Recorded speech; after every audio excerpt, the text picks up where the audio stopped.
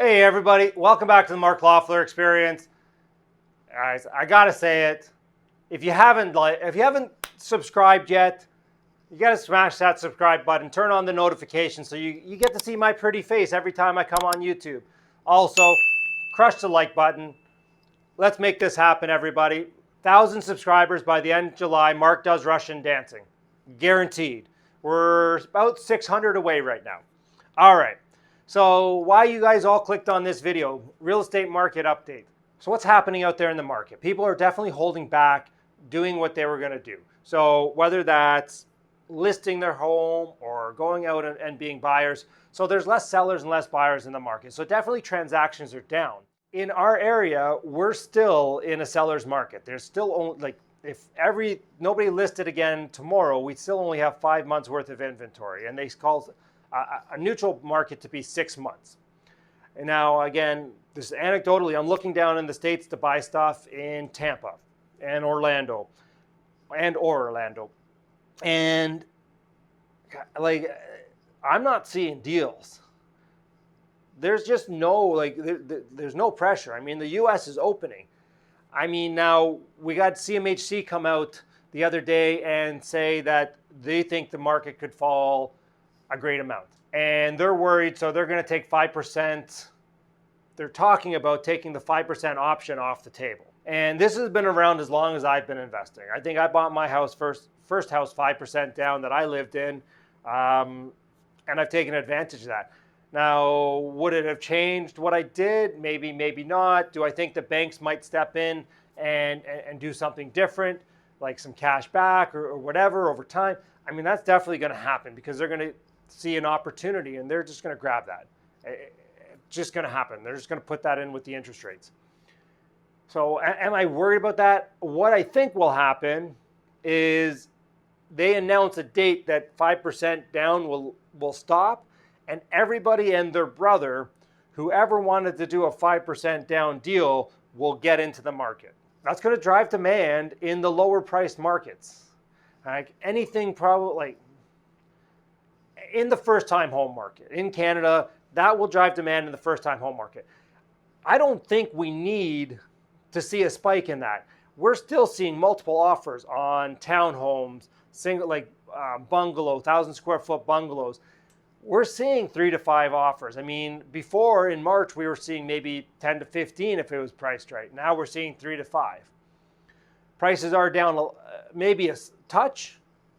I don't think that's material though. We're still up year over year in every market that I've looked at. What am I doing to take advantage of this? I mean, I've talked to commercial guys, I've talked to multifamily guys, I've talked to people buying single family homes. The commercial guys, when this all happened, they're sitting on a bucket load of cash and they're like, whew, now's the time. They went out and made 15 offers. I talked to him, I go, how many of those deals did you get?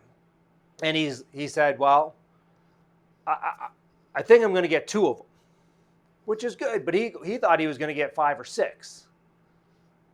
And, you know, one was a deal where like the guy bought it in March for 1.4, and, you know, he for whatever reason, he had some issues and that type of thing. My friend offered him $1 million, just like he offered him, hey, walk away, you lose $400,000 and we're good. Now he closed, did everything. It's going to cost my friend more. He's come back and said, listen, I'll give you $850. And so that one guy overextended himself. You know, another deal, you know, the price came down from 15 million to 10 million, to 11 million. And those are the deals he got. And the rest are just like, well, you know what, we'll just hold on. We don't need to sell. We don't have a mortgage. I mean, we'll ride this thing out. We'll see what happens. And we'll go from there. At multifamily front, I mean, we just had 3 offers on that 12 unit deal that we did the analysis on. There's so much interest out there in multifamily and single family. Again, I mean, the stuff that's sitting has always sat. It's that, you know, the higher end of our market. It has been sitting, and you know what? That's been going on this whole time. I mean, it started to move. And I think that it had gapped. So what was expensive in December because the lower end of the market was coming up to meet the middle of the market. And that had pushed the middle market up, which is still, the middle market hasn't come back down. It's kind of just holding level. And that high end of the market is, again, there's stuff transacting. It's, again, it's a patience game, and you got to look good.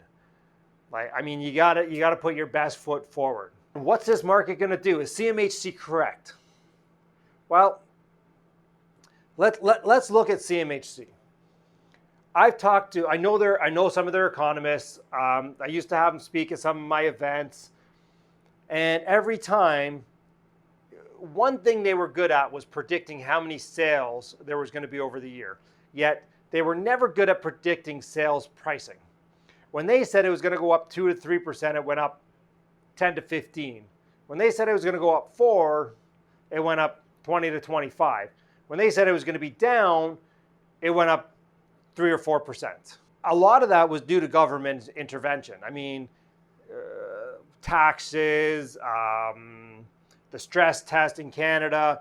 I mean, in the States, you guys, I mean, don't get me wrong, I think you guys are golden. I mean, if I could get a 30-year amortized mortgage and never have it adjust rates for 3 point whatever percent, I'd be, and I could get portfolio mortgages like Jeff and Jeff, or, you know, like Meet Kevin.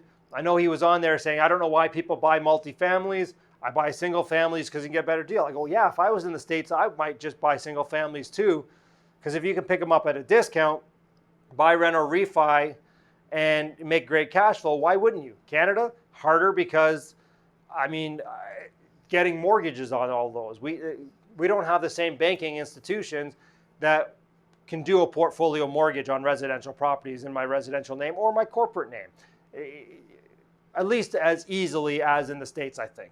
Real estate market. Let's get back to the real estate market. My prediction is we're going to see May, June, July. I think, well, May, June. I think we're going to pretty much even Steven. We're going to start seeing listings tick up a little bit. As people start getting moving, like we have one condo to list because she's moving to an old age home. Now, like she couldn't move because of COVID. They're saying, hey, we have a date for you now, so that'll get listed.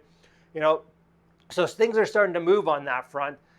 And I think August, we're going to come back in droves. And if government intervention again, if they change any of those rules, we're going to see a huge first-time home buyer. Like that's gonna just drive all prices up. So guys, those are my thoughts. Disagree, agree, whatever you want, comment down below. Again, if you guys have resources that you want me to look at, any videos you want me to do, make the comment down below. Happy to do them. Have a great day, guys. See you in the next one.